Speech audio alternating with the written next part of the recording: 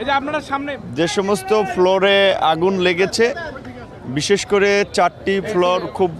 বেশি ক্ষতিগ্রস্ত হয়েছে। 8, 9, 7, 6 4টি ফ্লোর বেশি ক্ষতিগ্রস্ত হয়েছে এবং সেখানে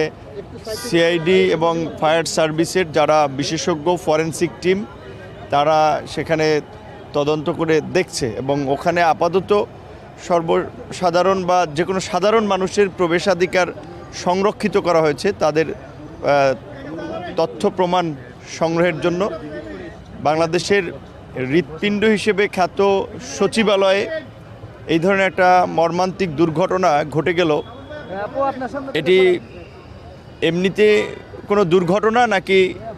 কোনো মানবশ্রেষ্ঠ পরিকল্পিত ষড়যন্ত্র, সেই বিষয়টি খতিয়ে দেখতে হবে। আমরা অনেক দিন ধরেই দেখছি যে এই সরকার দায়িত্ব নেওয়ার পর থেকেই